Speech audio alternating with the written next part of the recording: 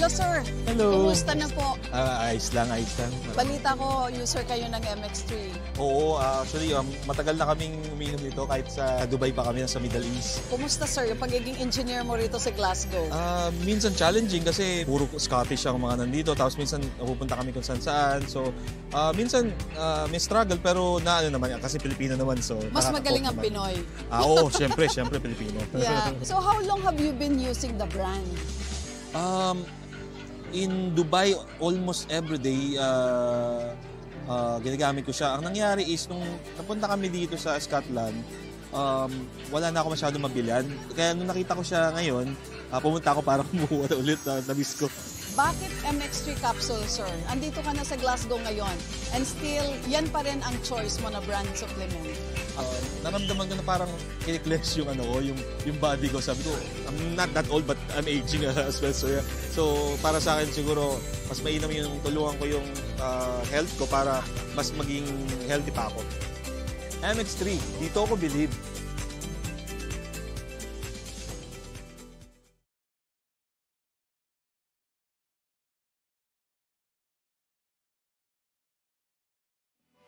Number 1 Energy. Ito ang number 1 06.7 Energy FM. Sa bahay, opisina, kotse, taxi, at jeep. What? Tricycle, FX, basta masikip. O kaya? Palengke, internet, plaza, karinderya. Energy FM, nagbibigay saya. Huwag mong sabihin radyo, sabihin mo Number 1 Energy. Pangga, energy kaibigan mo. Pangga, energy ang numero 1. Agad tumalo na at isigaw mo. Same, pero iba. Huwag mong sabihin radyo, sabihin mo Energy.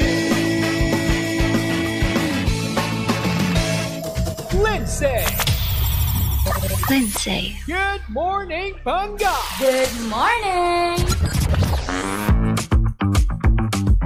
Ang pinakamakulit na girlfriend mo sa balat ng radyo. Isang magandang morning sa inyong lahat! Ako pa rin po nag-iisang girlfriend mo sa radio. My name is Lindsay.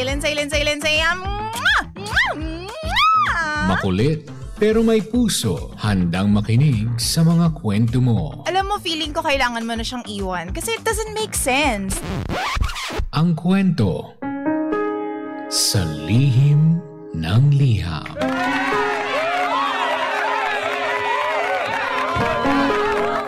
Mahal kong Lindsay. Magandang araw po sa lahat ng bumubuo sa Lihim ng Liham at sa Energy FM. Ako nga po pala si Ems, isa pong businesswoman. At sumulat po ako dito sa Lihim ng Liham dahil hindi ko na alam kung ano pang gagawin ko. Hindi ko alam kung sinong kakausapin ko tungkol dito sa problema ko. Likas sa mga kaibigan ko at sa pamilya ko na humusga. Kahit pa pamilya ko ang pag-uusapan. Kaya mas minabuti ko na sumulat na lang. At sana po matulungan ninyo ako. Isa pong sima ng aking ex. Nag-break po kami taong 2019. Wala pa kaming maturity noon. Puro pride, puro tampo. Kaya nag-decide kami na maghiwalay na lamang, DJ Lindsay. After ilang linggo, saka ko lang nalaman na buntis pala ako. Ilang buwan na rin yung tiyan ko, pero wala na siya. Nakasampa na agad sa barko. Hindi ko talaga sinabi sa kanya. Pinili kong palakihin yung baby ko ng mag-isa lang. Meron akong maliit na business noon at kahit mahirap, tinulungan ako ng mga magulang ko. Lumaki yung anak ko ng may pagmamahal, respeto, Kahit nakulang sa pagmamahal ng isang ama. Through the years, DJ Lindsay, lumago ang negosyo ko. Nakabili po ako ng ilang rental property sa Metro Manila. Nung okay na po ang lahat, I decided to move back sa aming probinsya with my son. Mas simple kasi ang buhay doon. Mas tahimik. Mas kaya kong i-manage, kumbaga. 5 taong gulang na po yung anak ko ngayon. Nasa kinder na po siya. At honestly, hindi maipagkakaila na siya ay anak ng kanyang ama, DJ Lindsay. Para silang photocopy ng daddy niya. Maputi, matangos ang ilong, mahaba ang pilik mata. Pati yung birthmark, nakuha rin ng anak ko. Pareho silang may birthmark sa tuhod. At dahil nga kahit paano mahal ko siya nung time na yon, pinangalan ko siya after his dad. Yun na lang kasi yung magiging remembrance namin sa kanya. Sabi ko noon, wala na akong balak hanapin pa yung tatay niya. Masaya na ako ng mag-isa. Tutal, tulad ng ibang nanay, ayos na sa akin ang anak ko. Kompleto na ako.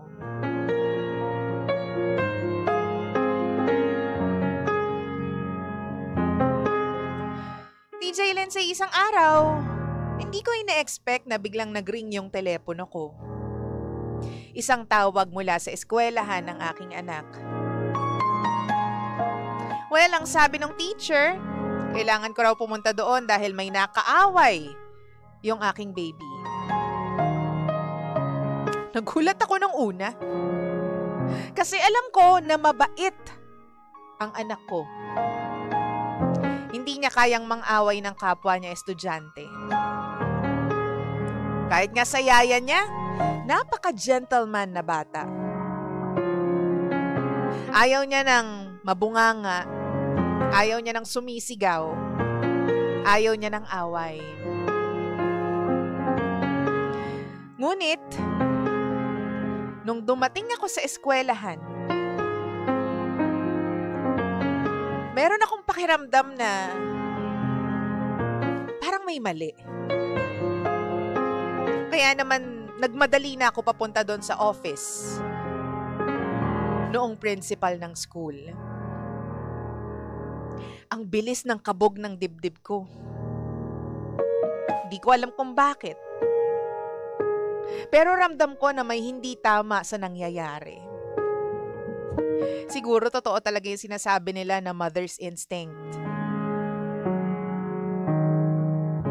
Pagbukas ko ng pinto, meron akong nakita na nakapagkumpirma sa tibok ng dibdib ko, sa takot ko. Parang tumigil ang puso ko, DJ Lindsay, nang makita ko na may isang lalaking buhat-buhat yung anak ko. Pinapatahan siya nito habang umiiyak. Nakatalikod. Sobrang pamilyar po, DJ Lindsay, yung tindig, yung buhok, yung hulma ng likod. Kilala ko to eh. Kilalang kilala. Pagharap niya sa akin, tama. Walang mintis. Sabi ko na nga ba. Yung ex ko, DJ Lindsay, siya yun. At hulaan nyo kung sino yung batang nakaaway ng anak ko. Hindi rin ako makapaniwala nung una. Pero nagulat kaming pareho. anak niya. Yung mismong nakaaway ng anak ko. Ang awkward para sa aming dalawa. Pero sa kabila ng lahat, naging maayos naman ang usapan kasi away bata. Hindi dapat seryosohin. Pero para akong nakakita ng multo. Hindi pa rin ako makapaniwala sa nakita ko, sa nakausap ko, at sa pakiramdam ko nung time na yon. Nagkamustahan kami. Ang sabi niya sa akin, kakababa niya lang ng barko. Yung ex niya, isa ring OFW. At ang sabi niya sa akin, hindi na sila magkasama. Co-parenting na lamang silang dalawa. May pamilya na rin daw yung kanyang ex. Kahit papaano, aaminin ko na nag-fish ako ng balita tungkol sa kanya. I kept the conversation light. Iniiwas ko yung topic tungkol sa anak ko. Kasi natakot ako. Natakot ako na baka mamaya kunin niya yung anak namin.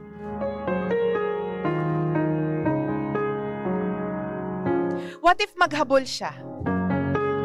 What if magbago yung takbo ng buhay naming dalawa?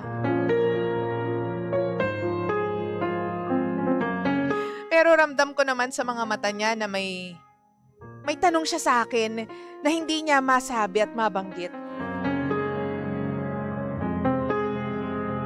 Every time na tinitingnan niya yung anak ko, parang alam niya kung anong meron.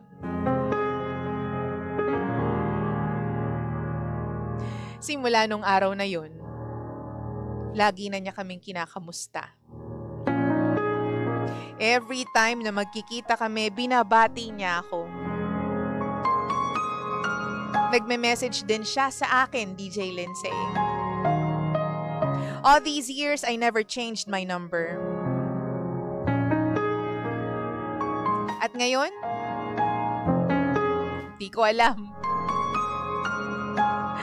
Nagdadalawang isip ako. Naguguluhan ako. Sasabihin ko na ba sa kanya ang katotohanan? Na hindi lang isa ang anak niya sa eskwelahan na yun. Na anak niya rin yung batang to.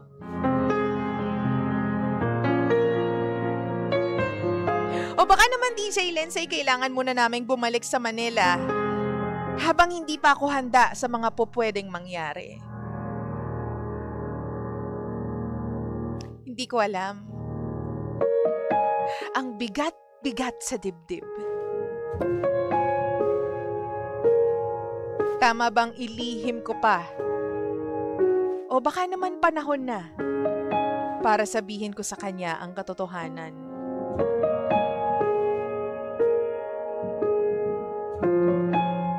Tulungan niyo po ako kasi ayoko pong basta na lamang mahusgahan ng pamilya ko.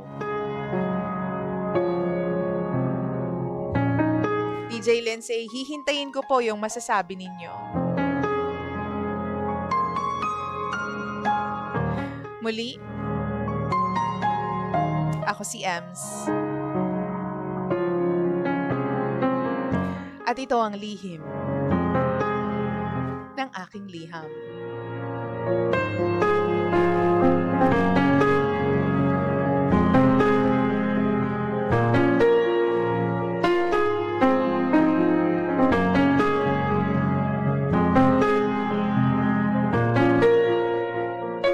Lihim ng liham.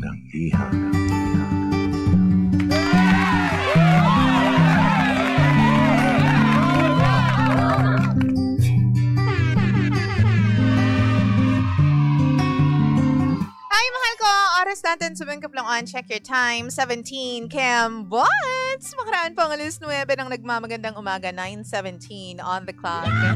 Ay pa rin po ang istasyong same, pero... Iba! Hangga we are number 106.7 Energy FM. Wow! Hangga, huwag mo sabihin radyo. Sabihin mo... Pangga, ito pa rin po ang lihim ng liham. Kasama po ang girlfriend po sa radio. Wow! Kamusta naman kayo dyan? Kamusta naman yung mga nakaka-relate po kay Ems? Hello muna sa mga taga Valenzuela City! Oo, kamusta po kayo dyan? Wala pa namang ulan, wala pang baha. Kasi di ba binabaha din dyan sa Valenzuela kahit pa paano? Oo, mag-ingat po kayong lahat dyan ha. And hello po sa lahat po ng mga online na po at nanonood po sa kanilang mga Facebook accounts. We are live on Facebook as well. Facebook.com/EnergyFM1067. Okay. Hanapin niyo po yung live. And then, ito po ang pinaka-importante sa lahat. Mag-comment po kayo kung ano bang nararamdaman ninyo at kung ano bang dapat gawin ni Ems sa kanyang problema, actually sa kanyang anak at sa kanilang pamilya. Oo. Ay nako, kailangan niya ng tulong at mas maganda rin na makatulong tayo, 'di ba, sa ating mumunting paraan. Wow! Also, we are live on the air. Mahal ko Pangga ko, baby ko. Hanapin mo lamang po sa inyong mga tuner ng radio sets po ninyo. 106.70. Second to the last radio station, mahal ko, sa inyong mga talapihitan. Ganda po 'yan. Ganda ko po. Ang ganda ko po. Hoy, si Ems, ano mo problema siya kasi nga pinagtago-tago niya yung kanyang sikreto for the longest time na meron silang anak nung kanyang ex. Ano nga ba dapat niyang gawin ngayon na minsan ang nagkita ang kanyang, ex at saka ang kanyang anak. Wow! Pero hindi alam ng kanyang ex na, uy, anak ko pala yan. Uy, may anak pala ako sa'yo. Kasi hindi niya naman daw minention kahit kailan. Kasi inintend niya talaga na itago ito as a secret at wala naman siyang balak talaga sabihin. But the time has come, no, mahal ko, na parang kailangan niya na raw talaga isiwalat ang katotohanan sa kanyang anak at sa kanyang ex-jowa. Tagal sila nagkahiwalay Ilang taon din yan, mahal ko, at malaki na yung bata ngayon. Lumaki yung bata ng walang ama, siya lang talaga ang father and mother figure all in one. Okay. Kaya, di alam ni Ems, ano ba, mas makakabuti ba sa bata na sabihin ko na ito yung tatay niya? O, dapat ba, sarilinin ko na lang yung anak ko? Total, ako naman na nagpalaki sa kanya for the longest time. Let me know your thoughts about this, mahal ko. At i-message mo ko, ha? Basahin natin on the air. Bago ang lahat, ha? Hello din sa lahat po ng mga naghihintay po sa atin dyan. Baka naman po meron kayong... alam mo yun, maiisip na sabihin dito kay M, sabihin nyo na po sa akin, sabihin nyo through me because syempre maganda yung mabasa natin yan on the air. Okay, eto basahin natin yung comment dito, mahal ko Pangga ko, baby ko. Respectfully, sabi po ni Adi, kapag ready ka na, you go tell him. Pag-isipan mong lahat ng bagay. Your son, your rules. Pero kung makakabuti sa bata na makilala niya yung tatay niya, nasa iyo na yan. Timbangin mo lahat, isipin mo lahat ng consequences. Sabi naman ni Yani, magkaedad lang yung anak ninyong dalawa, so nag-cheat din siya sa'yo habang kayo pa. Oo nga, no? Diba? Hindi mo naisip yun, ante, ha? Sabi naman ni F. Joyce, naisip mo din ba na same age nung isang bata? Mean to say, may kasabay ka habang nagbabarko pa yan? O paano kapag nakasampa na naman at iba na naman po ang makasama niya? Di meron na naman siyang ibang anak at baka mamaya dead ka na naman. Tanungin mo rin muna siya kung handa ba siya sa katotohanan. Sabi po yan ni Joyce. F or F Joyce. Mahal ko Pangga ko, baby ko. Ha? Wow! Sabi naman po dito ng Pangga natin over Facebook. Facebook.com/EnergyFM1067 Leonardo. Sabihin na niya sa anak niya at sa ex niya ang lahat. Kailan pa ba lalong lalala ang sitwasyon pag tumagal pa? Para masolusyonan na hanggat maaga pa. Ganun talaga ang karapatan nilang dalawa. Malaman. So, DJ Lindsay, sabihin na lang po. Sabi naman ni Scaramouche, may karapatan pa rin malaman si Guy. It's up to him para tanggapin or hindi. Para sa peace of mind na rin ni Ems. Sabi ni Akesh Cheska, siguro po, Sender, ito na yung sign ni God para sabihin mo pa sa kanya. Balang araw po kasi hahanapin din ng bata kung sino talaga ang tatay niya. Hindi po kasi kompleto ang buhay niya kapag hindi niya nakilala ang kanyang tunay na ama. Hindi man para sa ex-partner mo, kundi para na sa kabuuan ng anak mo po. Tama naman talaga.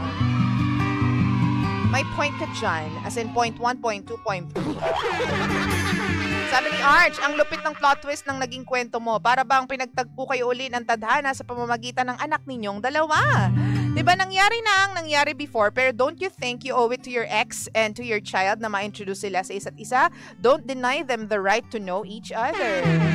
Sabi naman ni Menchi, sa dinami-rami po ng batang pwedeng makaaway ng anak mo, bakit anak pa niya, diba? Hindi kaya yan ang way ni God para ipaalam mo sa kanya na siya ang father ng anak mo? In fairness ha, pare-pareho kayo ng comment dyan na parang meron talagang naging way or avenue ang universe, ang Lord, para po magkakita ulit kayong dalawa at para, who knows, baka mabuo yung panimilya ninyo after nito, diba? Well, ako naniniwala ako, doon pa lang sa part na kailangan bang ipakilala ko ang aking anak sa kanyang ama? Oo naman. Ako is, big oo naman. Wow! Diba? Kasi ako naniniwala talaga ako na karapatan yun ng anak mo. Although, alam naman natin yung katotohanan na ikaw yung nag-raise sa kanya. Pero, blood is blood diba? Link pa rin sila dahil sila po ay mag-ama talaga. At pagdating naman ng panahon, malalaman din yan ng anak mo. Promise, kahit hindi mo sabihin, magkakaroon siya ng hunch, magkakaroon siya ng kung ano mang link din pagdating ng panahon para makilala niya ang kanyang tunay na ama. Oo, may mga ganyan kahit i-deny mo sa sarili mo na hindi niya kailangan makilala yung anak niya. Pinabayaan niya na ako noon alam mo yun? Yung ex ko, hindi niya naman ako kinamusta. Binrake niya lang ako tapos hindi niya na ako kinamusta. Hindi niya kailangan makilala yung anak niya. Kailangan pa rin, girl, for your peace of mind. Kita mo ngayon, hindi ka nga mapakali. Natatakot ka na ma-judge ka dahil alam mo sa sarili mo na meron kang kailangan gawin. Wow! Diba? Kasi kung alam mo, hindi ka straight ka doon sa decision mo na hindi ka dapat makilala ng ama mo. Hindi na para maguluhan ka pa eh. Hindi ka na dapat mag-second thought pa. Diba? Or third thought, fourth thought. Fourth thought? Pero the fact na ikaw po ay all over the place, messy ang iyong brains or ang iyong mind right now, ibig sabihin, alam mo na may kailangan kang gawin and that is to introduce your son sa kanyang ama. No? O kaya the other way around, introduce mo yung tatay dun sa anak. Kasi, para makumpleto yung pagkatao ng anak mo. Wow! Yun yung lagi nilang sinasabi. Pero ako naniniwala ako all for the welfare of the kid, the son. Kasi hindi sa lahat ng oras, alam mo yun, ganyan lang, tahimik lang yung anak mo eh. Merong parte sa buhay niya na malay mo hindi lang makapagsalita yung anak mo pero pag tumitingin siya sa mga kaklase niya, nagtatanong siya, bakit sila may daddy, ako wala? Diba? Bakit puro na lang mommy? Di naman sa ayaw natin na puro mommy, diba? Pero bakit mommy lang yung meron ako, yung daddy wala? Wow! Hindi lang niya masabi, verbally, pero balay mo may ganun tanong siya sa isip niya. At hindi ka lang niya madiretsa kasi bata pa nga talaga siya. Pero ikaw alam mo sa sarili mo na meron kang kailangan gawin, diba? Na kailangan mong sabihin sa anak mo na, uy, may daddy ka tulad ng iba. Ito yung daddy mo, nabuo ka sa gantong taon. Oo. Wag na natin muna problemahin yung kung magkasing tanda ba yung anak niya at anak mo. Diba? Kasi it's another, topic to discuss and another problem to talk about. Sabi dito, may karapatan pa rin naman malaman si Guy. It's up to him para tanggapin or hindi. Tama. Yun nga yung binasa ko kanina. Sabi ni Darwin, it's better to know for a child about him as a father, but be ready whatever the answer will be. Either the child accepts you or not. Tama. Oo, pero kasi pag bata, kailangan mo lang naman i-introduce sa kanila eh. It's not as if meron silang choice. Ayaw kita! Gusto kita! Wala naman silang ganun pag bata eh, di ba? Kapag nasa tamang edad na sila, saka pa lang sila makakapag-decide kung kanino nila gustong sumama. And feeling ko naman magiging okay kayo. Kasi kung, alam mo yun, nagkataon lang ba na kayo ay nagkita ulit after ilang taon? Wow! Nagkataon lang ba na sa eskwelahan na yon magkasama kayong dalawa at meron kayong link with each other and that is the kid? O, hindi yan. Naniniwala ako may paraan si Lord para magkita kayong dalawa. Oo. Hindi ka rin nagpalit ng number mo. Kasi nga may negosyo. Wag na lang para sa sarili mo, bakla. Para na lang din sa anak mo. Oo. Hindi kasi deserve ng bata na may kulang sa kanyang pagkatao, diba? Hindi deserve ng bata na meron siyang questions sa kanyang isip. Na alam mong kaya mong ibigay. Alam mong kaya mong sabihin sa kanya. Alam mong kaya mong i-introduce in just a snap. Pero hindi mo ginagawa. Diba? Baka mamaya kasi maging problema pa yan in the long run. Wow! Baka mamaya magkaroon ng problema sa personality yung anak mo. 'Diba? At that is dahil pala sa kakulangan nung sagot na meron naman pero hindi mo binibigay. Tsaka, go na. Pakilala mo na. Now na. Now na. Diba? Wala namang masama dyan kung ipakilala mo eh. Kasi kahit papagbale-balentongin mo ang mga pangyayari, siya pa rin yung tatay niyan. Diba? Ngayon, kung gusto niya magpaka-daddy sa anak mo, yun ang tanong. Kung gusto niya bang panindigan, maging daddy sa anak mo. Wow! Kasi anyone can be a father, pero it takes a very special person to become a dad. Diba? Yun yung sinasabi nila. So, tingnan natin. Kung hindi niya kilalanin o kung hindi niya tanggapin, o edi, go on with your life. Ngayon, kapag gusto niyang panindigan at gusto niya magpakatatay sa iyong anak, o edi, pagpasalamat mo. Hindi naman porket magiging okay sila ng tatay niya, dapat requirement din na maging okay kayong dalawa at magsama ulit kayong dalawa. Nasa sa inyo na yan kasi matatanda na kayo. Diba? Hindi naman requirement yan. Kung magiging okay kayo at magsasama kayo, alam mo yung magkakamabutihan ulit ang mga puso ninyo, edi, diba, the merrier. Pero kung hindi naman sapilitan ito. Kaya go mo na yan para sa anak mo. Kung ano yung makakabuti para sa iyong anak, gawin mo. Kasi sabi nga nila, mothers know best. Wow! Okay. Ay nako, sabi ni Marifay, karapatan po ng anak mo na makilala ang father niya. Ganon din po ang tatay niya. Huwag mo po ipagkait sa mag-ama ang karapatan nilang dalawa. Kasi baka in the long run, masumbatan ka ng anak mo at pagsisihan mo pa. DJ Lindsay, kamusta na ang laundry mo? Nakapag-update na ako tungkol sa laundry ko. Nakakaloka kayo. Ayun nga, 2 beses nilabhan dahil na-deliver na nga yung laundry ko. Kahapon, kinembot ko na rin to dahil nga marami nagtatanong, ano pa nangyari sa labada ninyo, DJ Lindsay?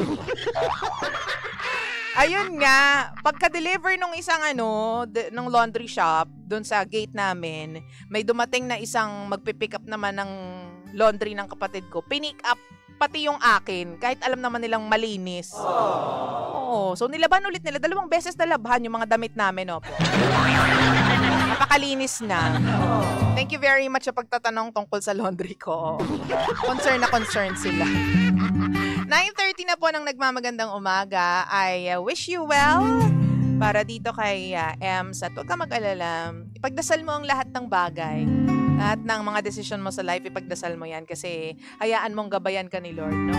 Sa lahat po ng mga pwedeng mangyari sa buhay mo at especially sa buhay ng iyong anak. Ito po ang Lihim ng Liham. Dito lang yan sa number 106.7 Energy FM. Pangga, huwag mo sabihin radyo. Sabihin mo,